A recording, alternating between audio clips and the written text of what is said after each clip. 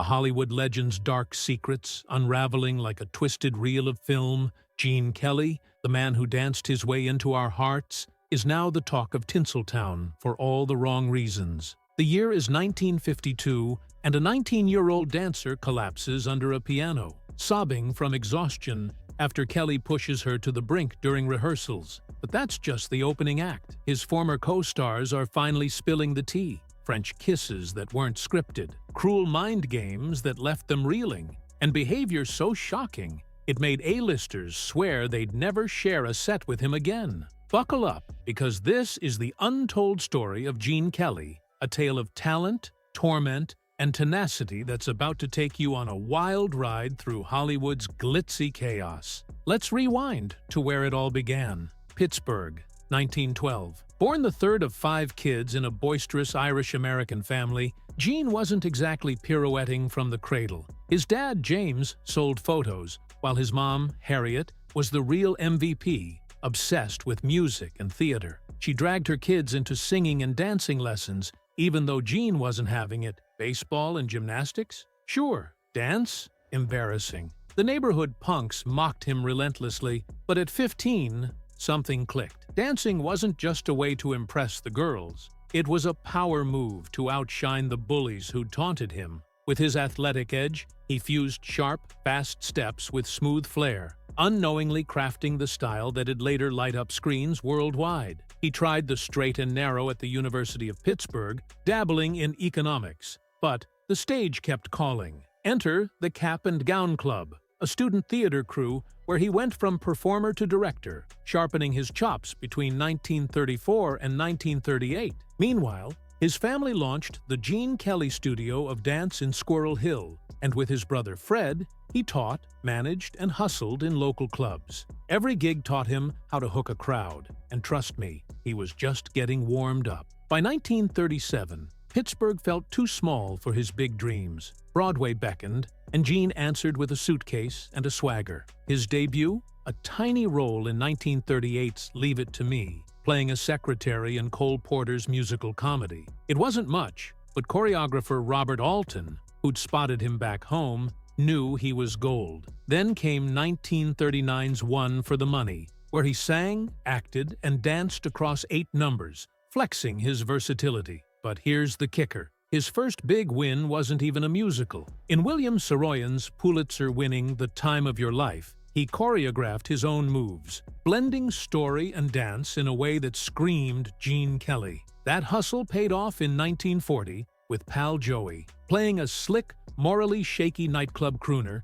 he turned a flawed character into a fan favorite with raw, grounded energy. Critics were split, but audiences? Hooked. Hollywood's bigwigs, like MGM's Louis B. Mayer, took notice, and by 1941, Gene was Tinseltown bound. No screen test needed. Want to know what's crazier? Before he left, he choreographed Best Foot Forward, proving he was more than a pretty face. He was a visionary. Fast forward to 1942, and Gene's Hollywood debut, For Me and My Gal, paired him with Judy Garland, a 20-year-old pro who showed him the ropes. Playing vaudeville dreamers caught in World War I's chaos, their chemistry sizzled, and the film's success marked Judy's shift to grown-up roles while cementing Gene's screen cred. But the road wasn't all smooth tap steps. He took on oddball parts like a German spy in 1943's Pilot No. 5, a flop that still stretched his range.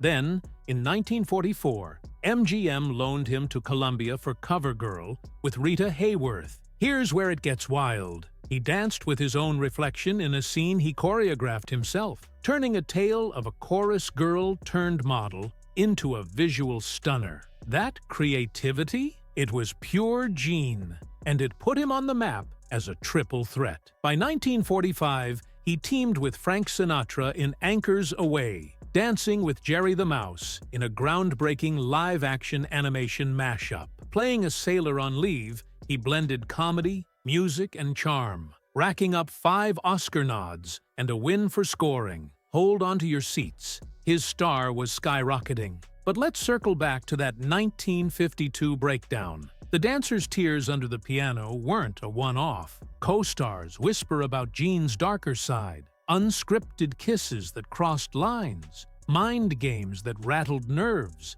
and a temper so fierce it scared off Hollywood heavyweights. Compare that to his past, the scrappy kid who turned taunts into triumphs, the Broadway dreamer who redefined dance, the MGM star who made Singin' in the Rain a legend despite a fever during that iconic splash. His journey's a roller coaster, grit and glory clashing with these haunting confessions. Yet, there's more to him than the rumors. Take 1948's The Pirate with Judy Garland, a bold, over-the-top flop that still showcased his fearless energy. The man who danced through rain and dazzled us in An American in Paris wasn't just battling co-stars or critics. He was facing a personal storm that'd leave anyone reeling. After ruling the silver screen with that iconic 17-minute ballet in 1951, a $500,000 masterpiece that snagged 6 Oscars, including Best Picture, Gene traded the spotlight for something bigger, directing. But behind the scenes, secrets were simmering, and his journey from Pittsburgh dreamer to Tinseltown titan was about to collide with raw, real-life drama. Let's zoom into 1967. Gene's stepping behind the camera for A Guide for the Married Man, a zippy comedy with Walter Matthau and Robert Morse that's all about temptation and tangled lies. Matthau's Paul Manning is a husband teetering on the edge of infidelity, egged on by his slick buddy. Think quick cuts, cheeky gags, and a parade of cameos from Lucille Ball to Jane Mansfield. It's a hit, raking in cash and proving Gene's still got the Midas touch. But here's the first bombshell. His perfectionism didn't just shine on screen, it pushed people to the brink. Debbie Reynolds, just 19 during Singin' in the Rain, was a first-hand survivor. 15-hour rehearsals, bleeding feet, and a French kiss she didn't sign up for. Gene demanded flawless, and she delivered, even if it meant crying under a piano. She called him a cruel taskmaster. Yet years later, after his death, she'd dub him a genius. Talk about a roller coaster. Can you imagine the grit it took to keep up with him? Then came 1969's Hello, Dolly, a colossal musical with Barbra Streisand as the matchmaking dynamo Dolly Levi, Matthau as her grumpy target, and a young Michael Crawford stealing hearts. Louis Armstrong's gravelly Hello, Dolly lit up the screen, and Gene's choreography turned massive sets into magic. But hold the applause. Tensions were sky-high. Streisand, only 26, clashed with Gene's tough love style, calling him out when he grilled a dancer to tears. Matthau didn't help, sniping at her every move until arguments boiled over. Still, the film snagged 3 Oscars, and Streisand's star power soared. Compare that to her past, breaking out in Funny Girl. And now she's fighting to be heard in a man's world. Did Gene's harsh edge fuel her fire? Or was it just Hollywood's brutal game? You decide, because this clash of titans is too juicy to ignore. But here's the gut punch no one saw coming. Gene's personal life was crumbling. Married to Betsy Blair in 1941, they were the golden couple. Wild charades parties, Beverly Hills glamour, until the McCarthy blacklist torched her career over her progressive views. By 1957, they split, and Gene found love with Gene Coyne, a dancer from his Pittsburgh days. They had 2 kids, Timothy and Bridget, but tragedy struck fast. In 1973, Coyne's leukemia diagnosis hit like a freight train. She was gone that same year. Gene, the guy who'd outdanced Jerry the Mouse in Anchors Away, was now a single dad, shattered but soldiering on. His kids later said he turned down gigs to stay close. Contrast that with the workaholic who'd broken his ankle in a volleyball match just to win. Was this the real Gene, finally showing his soft side? The 1970s saw him pivot again, hosting That's Entertainment, a love letter to MGM classics like Meet Me in St. Louis. His stories added heart, keeping musicals alive as they faded from theaters. But by the 90s, health crashes stole his rhythm. Strokes in 1994 and 1995 left him frail.